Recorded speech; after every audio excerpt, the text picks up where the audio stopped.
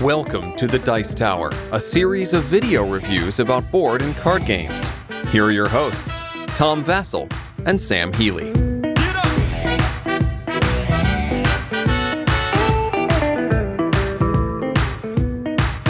Hey folks, I'm Tom Vassell. I'm Z Garcia. Hello. Sam Healy. What's up, folks? Today we're taking a look at a game that you probably have not heard of, Rising 5, because it's from a newer company, Mandoo. I think, is this their first Games. game? It's also from Gary Kim Games. And Gary Kim has done stuff before, Yes. but they have worked together, and they're working with Vincent Dutrait to do the artwork and everything, and that's what got me. We saw this stuff at Essen last year, and they came by and were like, look at these pictures, and we're like, what? Then they walked away, and we're like, what? I want to see what this is. It was really cool. This was actually on both of our lists for last year's anticipated games for Essen. Which I didn't have. Not there. And it wasn't there. And I They knew only about had it from artwork. before that point. I had heard about it, seen, pictures of it, and had heard about the app integration thing, and then it was like a long, drawn-out process to finally even see the real thing and play it. So Rising 5 has the look of a Guardians of the Galaxy-esque group trying to shut a rune gate down. That's what it is. Shut a rune gate down. They're trying to save the planet of Asteros from colliding into a moon. It makes sense. Yeah. It's a cooperative game. Oh, I'm going to show how it plays. Here it is.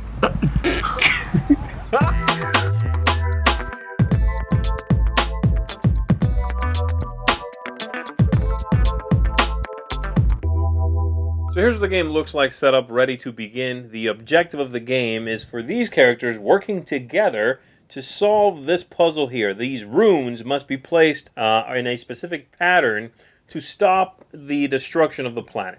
And if you manage to get that right, you are going to win the game. Now, you don't know what the right combination is, and these four have been placed here randomly at the beginning, but you are going to use an app to help you figure that out. And this app is going to take a picture of the board, and it's going to randomize what the symbols are and what the right combination is, what the answer will be.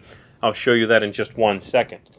That's how you win. The ways you lose, there's two. If your deck runs out of cards, you are going to lose the game. And if this tracker on the sun here ever goes all the way down here, well, then you've also lost the game. I guess it's a sun or a moon, I'm not sure. So that's what you are attempting to do. Let's take a picture of this. Let me show you how that works, and then I'll show you how a round would go for a player. So we're going to click Start Game over here.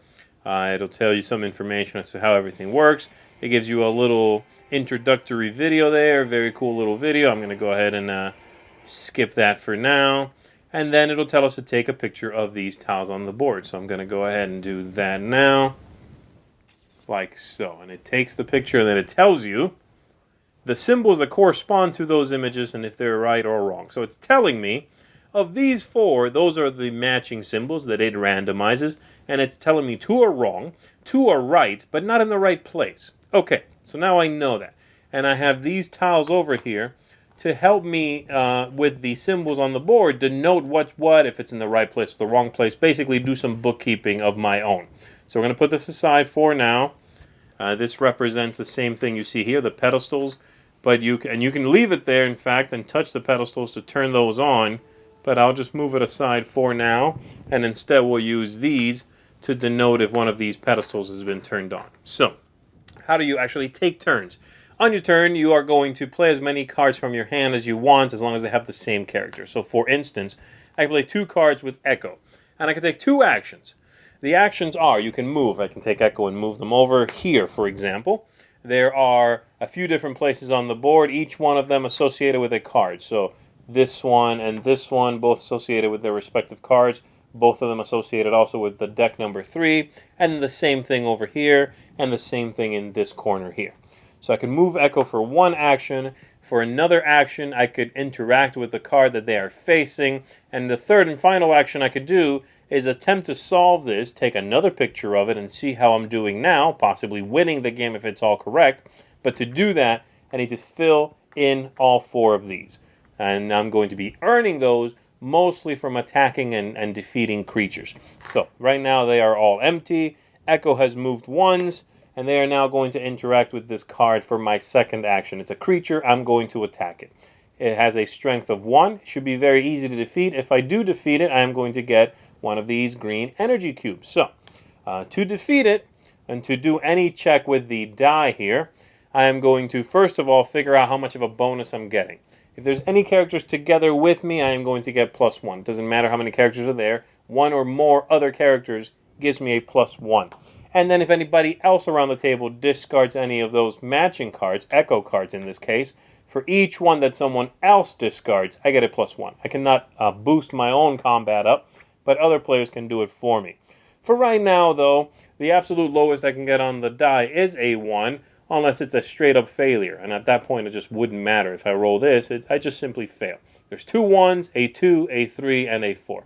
So I'm going to go ahead and roll the die, and I've done it. 1 matches or beats the 1, so I get rid of this monster. I am going to earn one of these cubes here. I discard this, and I have used up both of my actions for the turn, discarding both of these, and then I go to my draw phase. During the draw phase, I'm going to draw a card, put it into my hand, and then I may continue drawing. I have to draw 1 card, but I may continue drawing until my hand size. So I could draw another card. The reason you might want to slow down the drawing is because every now and then you are going to hit one of these red moons. The number of these in the deck is dependent on how difficult you set up the game to be. And when you hit one of these, you put it on top of the deck, and you are done drawing cards. At the end of the very next player's turn, you check how many characters out here are showing these red moons. And in this case, I have 1 there, and 1 there. That's 3. This would go down by 3 spots. So as soon as you see that red moon, you have 1 turn, the very next turn, to counteract that, to reduce that number, and then you are penalized by those moons. And if it ever comes down here again, you are out of the game. So that's how that works. And then the next player would go, and they would take their turn, playing as many cards as they want of the same character, moving that character possibly, taking actions with that character, etc. The very last thing you do on the turn, by the way, is refill the empty spots. They do not refill immediately and automatically. So, besides all of that, the characters have special powers, which is how you manipulate these stones, how you get extra attacks, and so on, and also how you counteract this. So here are their powers. I'll start with Echo over here. Echo has a very simple one. He can move someone else on his turn, either to himself or somewhere else. Nova here allows for an extra attack anywhere on the board. She doesn't even need to be there. Ellie over here lets you click this up by 1. Very useful. Hal lets you copy someone else's power as long as he's with them. Very useful as well. And then Oracle is sort of the keystone for the whole game. What the Oracle lets you do is move one of these stones and swap it with one in the reserve. Something like this. Or he'll let you swap 2 that are already in play like this. So those are the 2 things he can do. And again, this is not an action. This is an extra little special bonus that they all get on top of 1 action per card you've played. And this is going to continue until, again, you take another picture of this because you've filled this in. And then you see where your puzzle is at that point, and you keep on going. So I'm going to go ahead and use this now just to give us an idea of what I just did. So I'll click all 4 of these on, which will let me do this, and will let me take a picture. There we go. Let's see what it says this time. And obviously I've just, sort of skipped ahead just to see what's going on. All right, so we have some new information there, and we can, in fact, swipe down to take a look at how things changed. So the 2 that were correct but in the wrong spots are still there, correct but in the wrong spots. That lets me know that the one I removed, red, was simply wrong. And in fact, I know what symbol it was. It was this symbol here. That was red. I could choose to go through here, find that spider symbol, and place it next to red so that I know what it is, like so. And that way, I know it's definitely not part of my answer, okay? So that's how that works. You continue doing this, hoping to not burn through the deck too quickly, avoiding disaster over here, utilizing their powers, burning through these baddies, giving you special new cards, the cubes you need. Sometimes they give you a click back up on the track over here on the side. There's several different things here. Sometimes it'll be quite a magnificent beast, and those will come with some special power. Like this one gives you a clue. I'll show you what a clue does in just 1 second. And it'll give you also, that one, a special power. that you have set aside at the beginning of the game. And these are very powerful. These are relics, as denoted by the R there on the back. This one allows you to kill a monster outright, up to level 4. Very powerful stuff. So yeah, that's how these things work. Now this card over here is one of the starting cards on the board. It itself gives you a clue, which is that symbol there. I'll show you what a clue does. Let's go back to our app here and click the clue corner there and pick a color. So let's say green. Let's say yes, we want a clue for that. It'll show me what that is.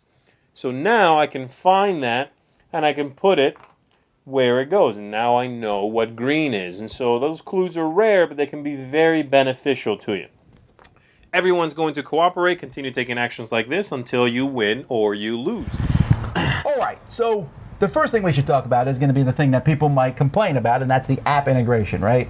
Mm-hmm. Because some people don't like that in the game, but in this game, I don't know how you cannot. Technically, you can have another person run it for you. There is that mode. There's a game master mode to it. Yeah. I would never do that because that means someone's not playing, pretty much, right? Well, I guess. No, they're playing is setting up the puzzle, which they're not playing. That's right? it. Yeah. But, so there is that. I mean, I guess giving the clues and stuff like that. There's that part of the game, but yeah, I think using the app is how most people are going to want to play the game anyway. Uh-huh. And then if you don't have the app, you have the default to fall back to. Right. So, the app I think is incredibly useful. It's not just some Chrome thing that they decided to include just to get somebody to look at it. It's not a gimmick. No, right. It is a tried and true integration of digital technology and cardboard. And the thing about the app is it doesn't make mistakes, so a person can make mistakes. This Rising 5 is essentially a game of Mastermind, the old Mastermind game, right, but with more stuff built all around it. Mm-hmm. But the essential thing is Mastermind. Yeah. And if you ever played Mastermind back in the day, aside from being impressed by the guy with the woman standing behind him on the box. Sitting on the chair. I am important. But Mastermind was a one-person game. Right. The other person was just setting it up and showing you if you got it wrong or not. And if they messed up at all, you couldn't do it. But Mastermind's fun, but it's more of a puzzle. Yeah. This is also a puzzle, but because of the app, you don't have to worry about someone else not being involved. Everyone can be involved with the game. So, speaking of which, production other than the app. I mentioned I like Vincent Dutrait's artwork. Yeah, Vincent Dutrait's artwork is just... I can't say enough good about it. Yeah. I have his artwork as the background on my computer, so I'm always looking at his stuff. I really enjoy his work, hands down.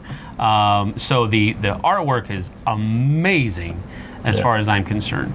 The component quality on top of that, also decent. I think the tiles that are used for the different rune pieces are pretty run-of-the-mill, I guess you could say. It's not, over and above anything.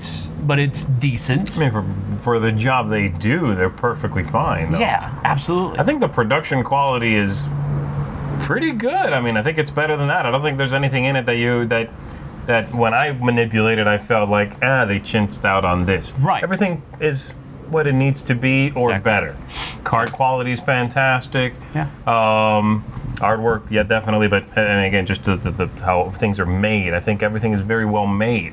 Even the little cubes they give you for marking that you've turned on those pedestals, which technically, if you use the app, it's not necessary. If you use the app or a phone or whatever, you don't technically need them. But it's all very well made. Mm-hmm.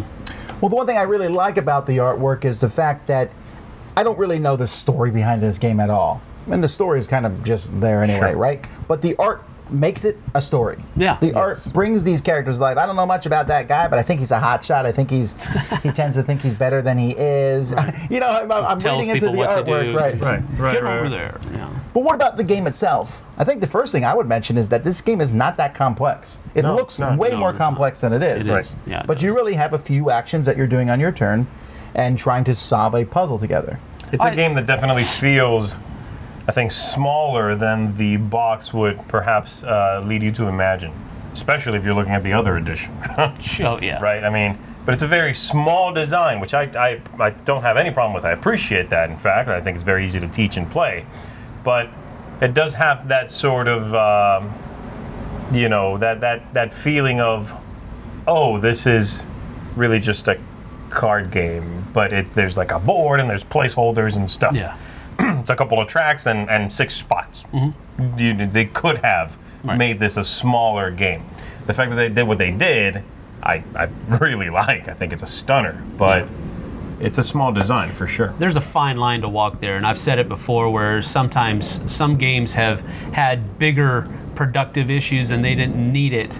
It wasn't necessary. This has kind of a Shadows over Camelot feel to me, as far as there's these different places on the board that you can go to, and you can interact with the cards that are there. So I liken those two on just that very superficial level of having those different locations on the board.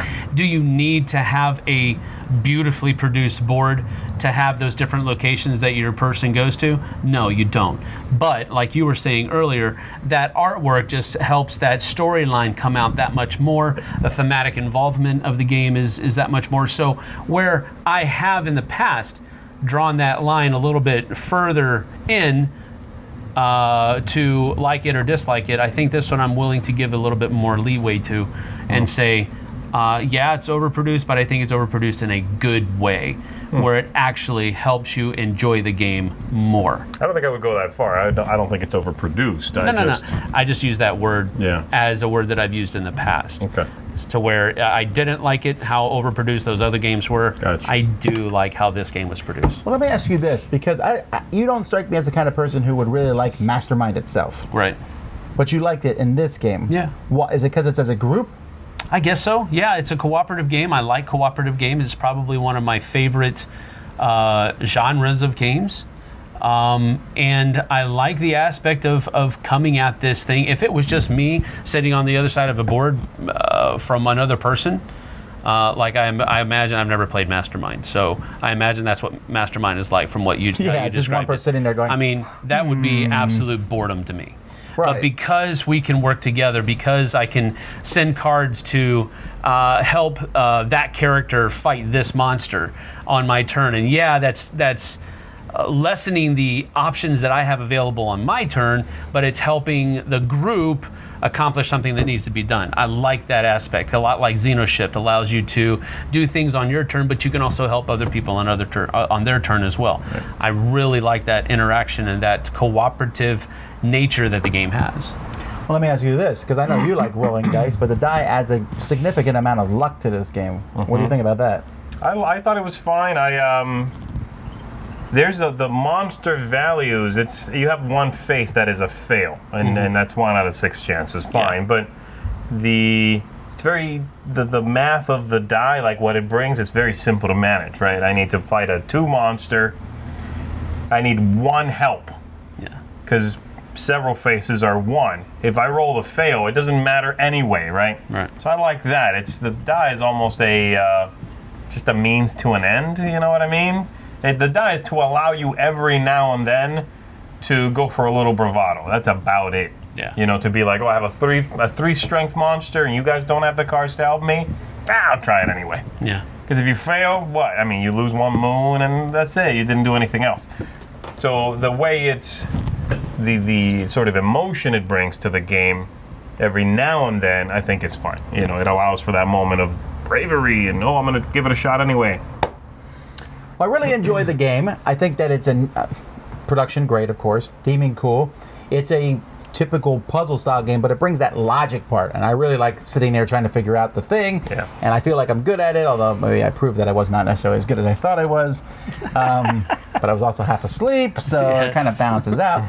But I like the whole concept of figuring out that puzzle together. I like the app integration. My only negative, and this is a minor negative, is that I don't know that the game is going to feel that different the 10th time you play it, right? It's the same kind of monsters showing up, the same things. It's like a puzzle, like Pandemic. I would equate it almost on the level of base Pandemic.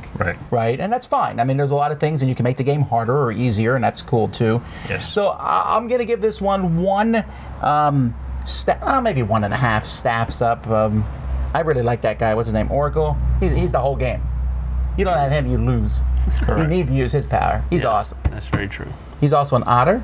I don't know what he is. That's not an otter. He's also an otter. He's an alien. I don't know. He's an alien, man. So is Rocket Raccoon, but he's called Rocket Raccoon. That's That guy's an otter. That's Oracle Otter. Or, I'm just saying. He called it, man. What about you? All right, I am, as you just mentioned, Pandemic. This game definitely gives me those same vibes, which I, of course, really, really love Pandemic. This game is also one that I am enamored with, and I very much enjoyed it. I'm going to give it 2 obedient robots up. And that's Hal, man. Yeah, that's what he does. And I also want to mention, before I throw it over to Sam, that I got a chance to play the game Solitaire as well. And it's a very good, really clean Solitaire design. Really enjoyed it. It's that's very interesting. nicely done. Quite simply, you're going to have a hand of 6 cards, and then you deal to the table 6 cards. You take regular turns yourself. Just you go again and again, and you can use the ones on the table to help you out, to boost your fights. And then you refill your hand, and you may refill the table if you want to, just to help your fighting. Okay. Super clean. Really works well. Loved it. So That's cool. Did you win? I did. You cheated. Cheater. It was simple level, I think, but yeah, I won. You only had 3 moons in there? He only had to 3 figure or out one 4, color. I don't remember, but Is it green? Yes. I win. anyway, so yeah, 2 robots up. I really love it. And while we're mentioning things at the end, I do want to mention that I think this comes with a expansion built into it. It does. Which will help little with modules, yes. which will help with the replayability issue that Tom was having trouble with. As far as just the base game It's is very concerned, minor, I want to point out. Yeah. As far as the base game is concerned, that's probably true. It'll get very samey after a while. But I think with those other expansive elements that come in the base game, I think that will solve that problem. Myself, I'm going to give it 2 Nova attacks up because she is also necessary for winning the game. Is she? Being able to take out other monsters. Yeah, she really is. They're all on the other necessary. side of the board. Everyone's that even have to be in there. important. So I really did enjoy the game. It lived up to all of the hype that I think Z and I had for it, which was kind of, it's kind of tense. You get this game. We saw it. Actually, I saw it first time in the hotel lobby. And they were showing it to somebody else, and I was like, ooh. And I walked over and I grabbed it and I started walking away. And of course, I was joking. I came back, put it back down. And No, that's how we have it. no, it's not how we have We'll send it at back all. to you. But it's just, it's great. We really enjoyed it a lot. So 2 Nova attacks up. That's Rising 5 Runes of Asteros. I'm Tom Vassell. Z Garcia, thank you. Sam Healy, see you on the flip side. Thanks for watching our review today. For more information about board games, as well as the #1 board game audio podcast, check out Dicetower.com for reviews, interviews, and more. I'm Eric Summerer, and you've been watching The Dice Tower.